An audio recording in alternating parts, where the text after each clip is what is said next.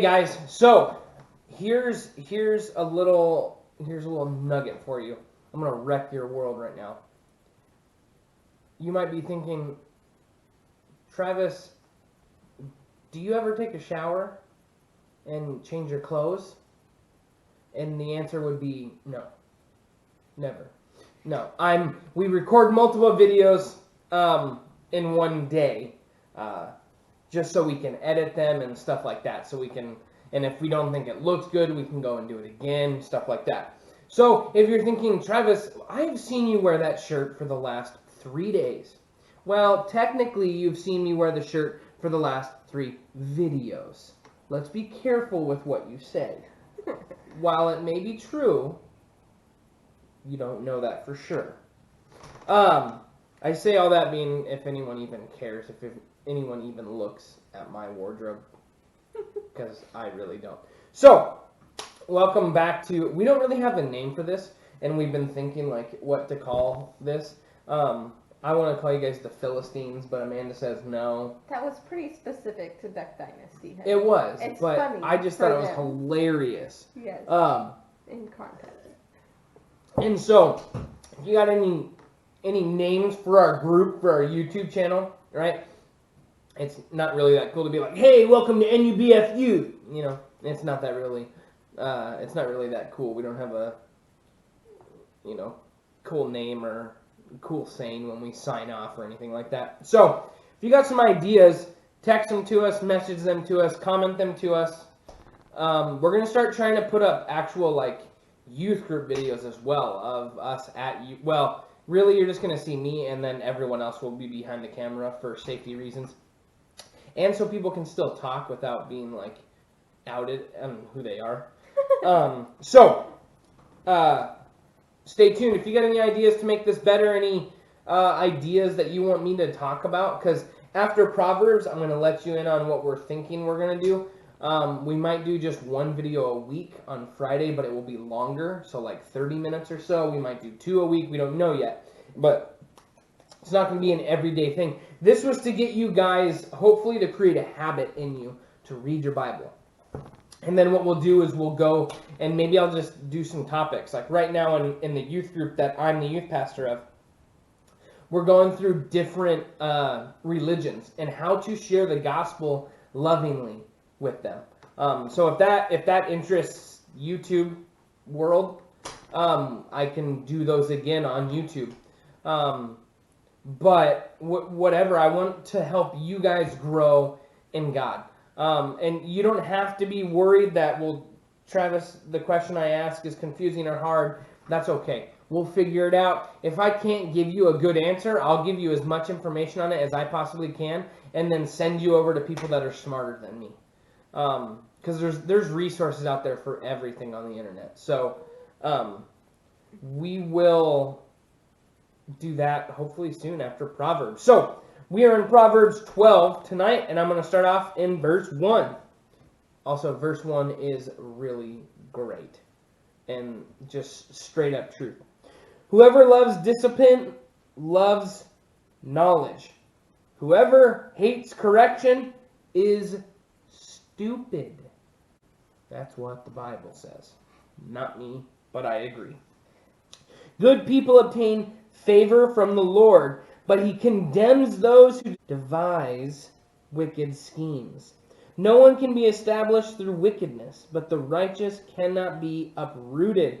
A wife of noble character is her husband's crown, but a disgraceful wife is like decay in his bones. The plans of the righteous are just, but the advice of the wicked is deceitful. The words of the wicked lie in wait for blood, but the speech of the upright rescues them.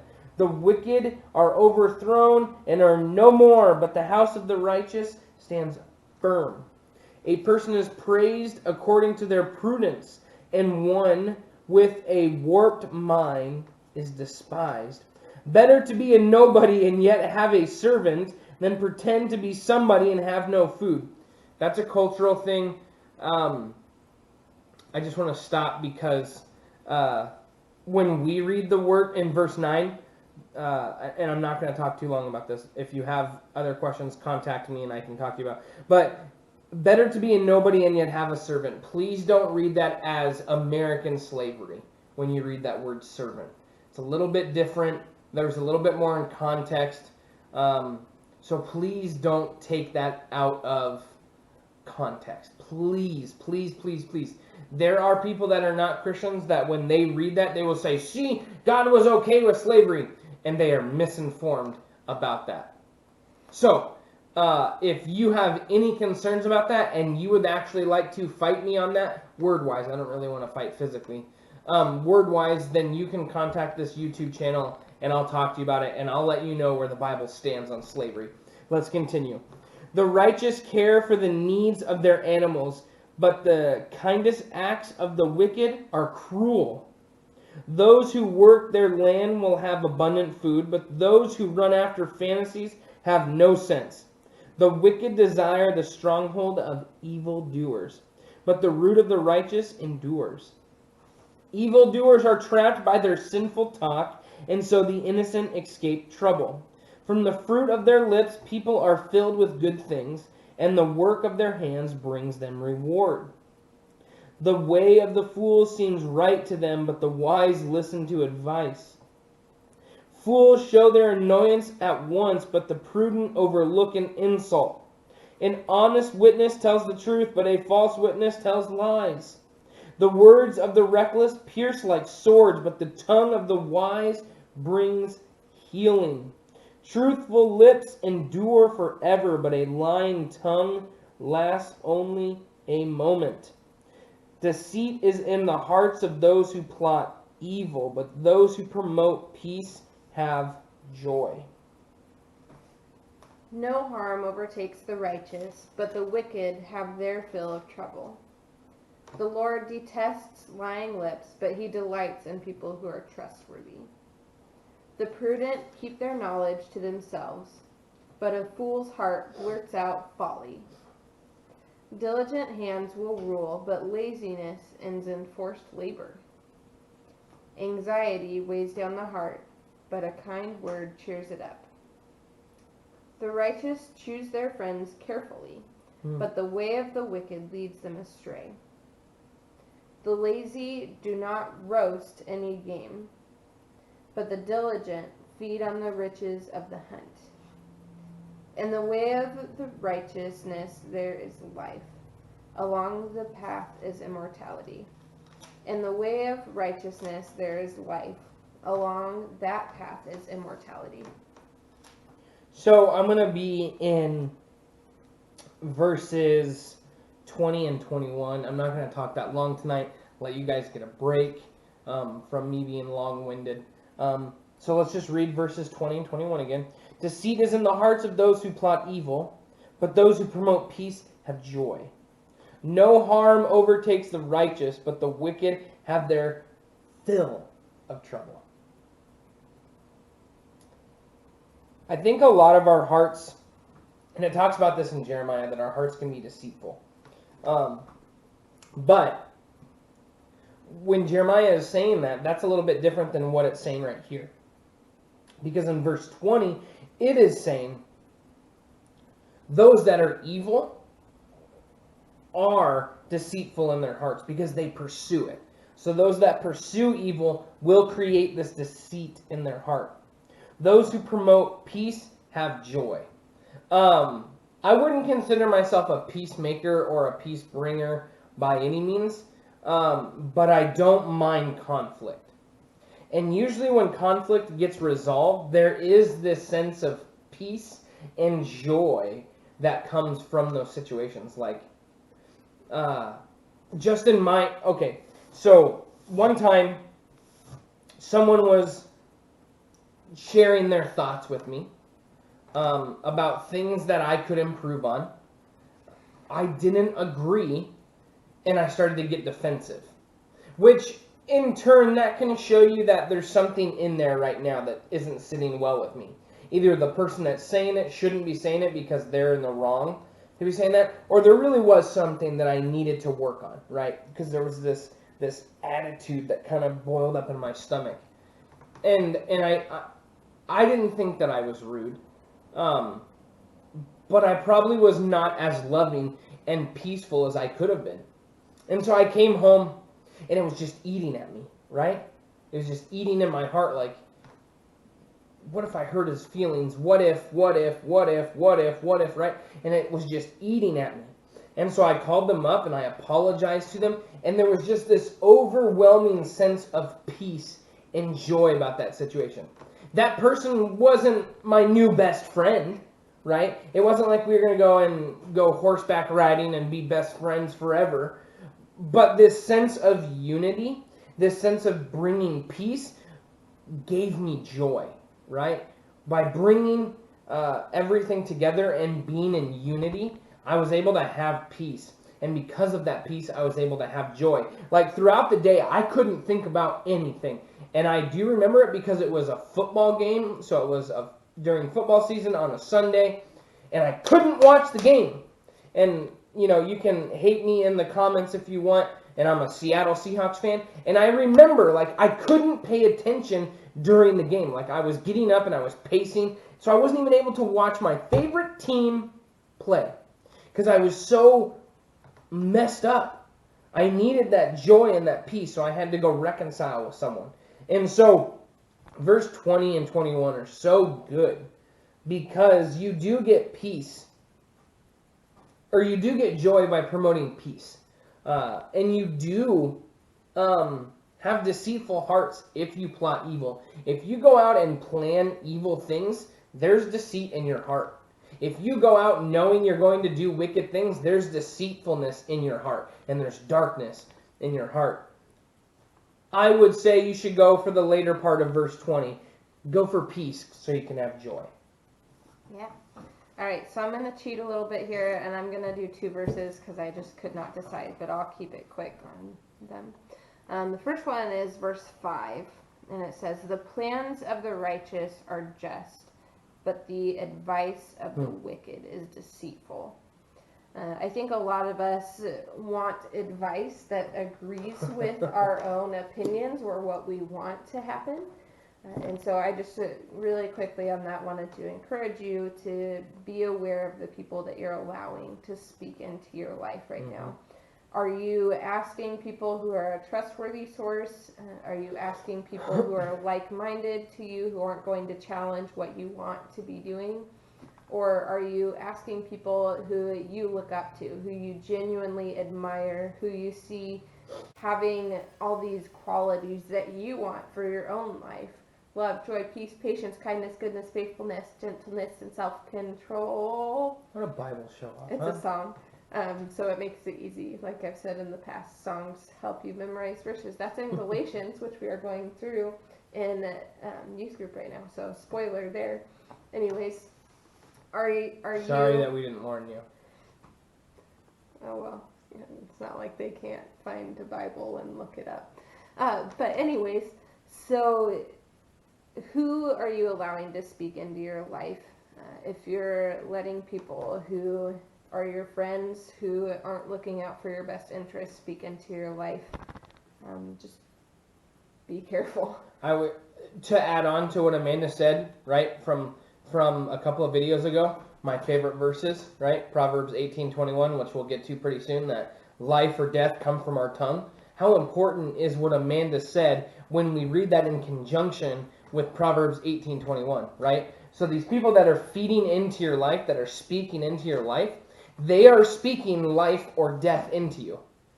So picking people that are going to give you good advice, like Amanda said, like that's, I would say it's life and death. Just like when we speak to anybody else, the people that give you advice could be giving you advice that will lead to life or advice that's going to lead you to death. That's crazy.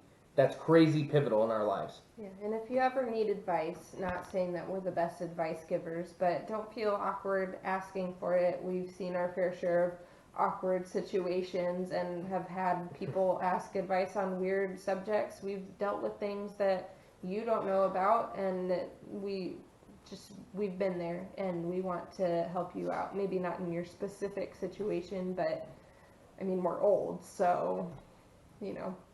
Anyways, the other verse that I wanted to focus on Yeah, you're older than I am. Did you know that? It's okay. The other verse is verse 22, and it says that the Lord detests lying lips, but he delights in people who are trustworthy. Yeah. Are you implying that I was lying about your age? You said I was old. Okay, I'm sorry. Proverbs 18:21. With your tongue can either come life or death. I What say a Amanda lot just of fed nice to me. things to you, too. Not on camera. Okay, I'll work on it. I love you. I lost it. The Lord detests lying lips, but he delights in people who are trustworthy. Growing up, I didn't really have to deal with this verse very much. I was raised in a family of really strong Christians it was a very trustworthy family. But after I went off to college, I remember helping out with some camps, and we had some students that everything that came out of their mouths was a lie. They lied about their upbringing. They lied about whether or not they had candy. Everything was a lie. And you don't want to be that person. And you probably don't want to be around those people either. So I just would encourage you. I know they talked about like little white lies. It builds on itself. So just be careful. I mean, I know some people, even like a surprise party is deceitful. You have to lie to people. I mean, some people won't even lie about that. And I'm not going to share my opinions on that, but just be careful, because a little white lie can turn into something so much bigger than that. And you don't want to be a habitual liar. You don't want to be the person that nobody can trust, that nobody wants to be around. And it's only going to cause you pain. So just be careful with that in your own life and the people that you're surrounding yourself with. I would add on to what Amanda said, like the be careful. The caution that Amanda is giving you is important, because you can see this in progressive lives of anyone, in the sense of progressively sinning. We usually start off with a little bit, right? We start off, sorry if you hear our dog walking on the floor right now. But like when you get a taste of, okay, I know that maybe a lot of Christians would disagree with me saying it. Hi, Thunder. Hi, bud. Would disagree with me saying this, or not like me saying this. They would feel uncomfortable. But sin is attractive. If sin wasn't attractive, why in the world would we do it? If sin was just ugly and hurtful up front and didn't bring pleasure in some way, we wouldn't do it. And so I know that makes people feel uncomfortable when I say sin is attractive, but it is. And so usually when you get a taste of something that you really like, you want some more of it. You want some more of it. And then it starts to become this point where you will kind of do whatever you can to get it, to get that next feed. And I don't mean to make fun of this in the sense of what I'm about to use, because my family is filled with a whole bunch of drug addicts, sadly. But sin is like a drug, right? You need to get the next fix of it. And you need to keep doing it. And you need to keep doing it. And you're willing to do whatever you can to get it. To deceive people, to hurt yourself, to deceive yourself, whatever. But it starts off usually with these little white lies. Or, just your first swear word. Just your first R-rated movie. Just your first glimpse of pornography. And then it just builds on itself. And so take what Amanda said to heart. Be cautious about sinning, in the sense of lying specifically in this, but also just sinning in general, because when you start off with a little bit, you're going to want more. And you're going to try to run after more. And it just becomes addictive and dangerous. Yeah, I think even if it doesn't fulfill you that first time, Like sometimes you think, oh, well, maybe if Yeah. I do it a little bit more, that's when it More of it, heavier of it. because we see so many other people sinning and they act like they're happy. Mm-hmm. And so we want that as well. We want happiness. But we can find real, true joy in God if we're really searching for it. So, yeah, definitely. So, why don't you guys go ahead and read through Proverbs 13, reread Proverbs 12, read and go through our whole series as if this is your first time finding it. Leave your comments below if you have any questions. Contact us if you know us personally. Contact the YouTube channel if you have any questions. Yeah, hope you guys are doing good. Even though I don't know you, I'm praying for you. Even though I do know you, I'm still praying for you. Yeah, I hope you guys are learning something and being able to apply this stuff to your life because God's word is so special. Don't let anyone, this is my advice for you, don't let anyone or anything stop you from reading this book. Don't let your sin, don't let your past, don't let your worry, don't let anything stop you from reading this book. This has been the most impactful thing that I've ever done in my life is read this book. Let this book change me. And see the truth that was in me, but also the truth about God and how he feels about me. And God feels that same way about you, that he loves you, and that he just wants you to open this up and read it and learn about him, pray to him, and start to follow him. He'll pick you up when you fall down. I think as Christians, we think that we have to read this and then stay on this path, and when we fall down, it's on us to get up. No, God's going to hold us with his victorious right hand, and he's going to keep us going. That's just something that I tell myself, especially right now, during this time that we're going through. But don't neglect this. Don't neglect reading this. I know I'm a youth pastor, so it's kind of my job to tell you to read this. Even if I wasn't a youth pastor, I would still be telling you to read this because this stuff is life-changing. And it genuinely brings life. Without getting into my whole testimony for students that go to our youth group and have heard it thousands of times, I have tasted what this world has to offer. Many of the sins. Many of them.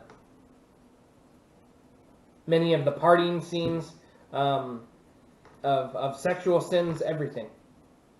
And it all led me back here. And I had a very hard heart when I first came to Jesus. And God had to chisel a lot of that stone off of my heart. And so I'm not saying read this and follow Jesus because I get paid to. Even if I wasn't getting paid to do this, I would still share this with you. This is good news, and I'm not going to tell you my illustration for good news, but if you have good news, you should share it with someone. You shouldn't hold it back. No matter how many times you've told them, tell them again. Who cares if they're already a Christian? Tell them about Jesus. How can we not talk about Jesus? And so I really hope that you don't let anything stop you from reading this. Nothing. Don't let anything stop you from reading this. So read Proverbs. If you don't want to read Proverbs, I always tell guys to go and read Judges because it seems like guys are really drawn to violence and war and fighting, and the book of Judges has it all over the place. If you're into a tender heart, read about Jesus. If you're into just good story, the story of Joseph is just incredible to me. In the book of Genesis, the whole book of Genesis is also just a good story because the story of Joseph, and then when we get into Moses later, like, it's just so good. The book of Acts is a great book to read about history of the church starting. There's so much in here, and I understand, like, it's not all about, like, don't do this, don't do that. Like, there's so much stuff in here. that you guys should go and just watch. And something that we're going to do, something that we haven't really talked about, there's other things that we have linked in our YouTube from other teachers, like Mike Winger is one of them. He's a really great teacher. His heart and his passion for Jesus is infectious, and I can't stop watching his videos. And he addresses hard issues. Like if you have an issue about something, you can probably find it on his YouTube channel. Another thing that we're going to put in here, because we're huge fans of it and we're going to add it in soon, is The Chosen. And so on YouTube, you can watch the first 4 episodes of The Chosen, which is just a TV series about Jesus. And it is one of the best versions of this that I've seen.